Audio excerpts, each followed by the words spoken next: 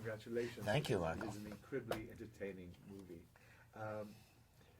And very topical. It's in the news right now with this astrophysicist in Harvard who's been getting paid by the paper. Yeah. Tell us about what your movie's about. Yeah. Agents of Doubt. Urgence of Doubt is about how a small group of people who were able to create doubt whether cigarettes cause cancer when they knew for 50 years that it did cause cancer. These were very talented people who were able to create doubt around that one issue, who then took their skills to work for multiple industries, pharmaceutical, food, and now on to the next big payday, which is climate. And ultimately, I became fascinated by how these talented people were able to sow these seeds of doubt and to look in, and try to understand how they became so successful. And I was really impressed by their skill and what they did. And I don't think it was like a uniform block. I think people did it for different reasons. But they have been very, very successful in tricking the American public and in tricking the American press. And that's what I think is the big fault that is out there. But I think that's beginning to change.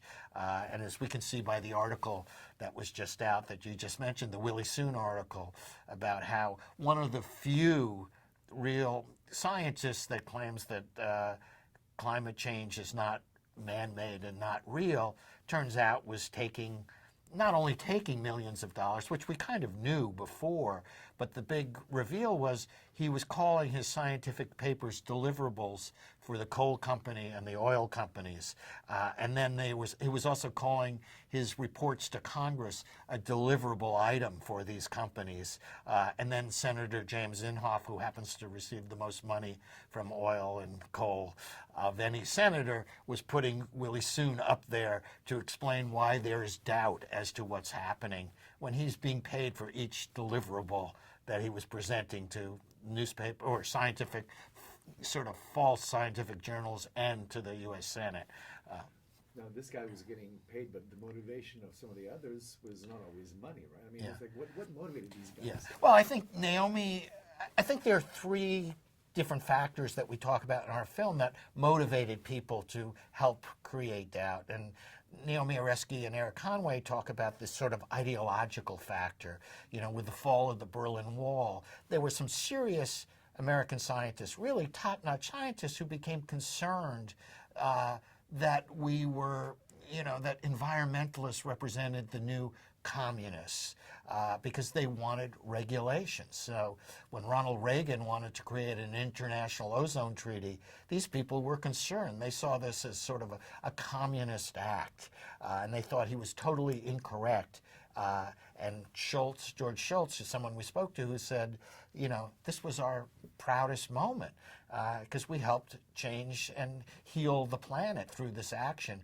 But to Fred Singer and people in our film, they saw this as almost a treasonous act because they don't like any form of regulation. That's one group. The other group are PR hacks who learn their craft in tobacco, and they get paid very handsomely by industry for their great talents and of creating confusion when there is no confusion. And then the third aspect is that we're all very tribal and we follow our group, especially when we're confused. But I think the tribal aspect is something that people are able to change, and I think people are changing, and we're starting to see through a lot of the confusion. And our New York Times is changing. They're now doing great work on the subject. And half the Republican Party is now saying, hey, we need to have regulation and action around climate because it's going to start to affect us, and it's going to start to cost us way too much money, and it's going to hurt business, frankly. Let's talk about the role of the media, television, Yeah. and complete participants in this doubt creation. Can you talk about that? Yeah, I think, what's interesting is in the last 20 years, as the internet's exploded, there's less and less sort of paid investigative journalism that's going on, and science departments are being cut right and left because it's not that sexy to read about the science stories that are being investigated. And those journalists tend to end up going to work as PR reps at these corporations who are paying all the money, and they're looking to help confuse us. So the media has sort of become, part, or had been part of the problem of looking at issues like whether tobacco causes cancer. They would put people on and who were really just PR, hacks. They were there to just confuse us, and they would represent them as if they had a real voice in this. 9 out of 10 doctors recommend camels. These people would, get up there and talk about this stuff.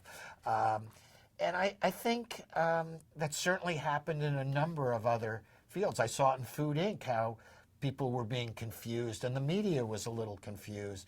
And certainly in climate, where Mark Morano, one of our I'd say one of the deniers, got up and said, he told me I play a scientist on television. And the fact that Mark's an honest, amusing, intelligent, smart guy, but the fact that it's the media that I hold responsible for putting him on television and representing him as a scientist, debating sometimes scientists who are not very good at debating, is where Mark is very good at debating. So it's an unfair debate. But it's also not a real and not an honest debate. And I hold the media responsible for that, but I'm thinking that's changing. You start to see that changing. The Willie Soon article that just came out, that wouldn't have come out a year or two ago. So, in a way, I don't know if this is quite an analogy. It's part of my optimism is that you look what happened with gay rights from '08. It's not a scientific story, so it's a little different on that level. But I'm optimistic things can change.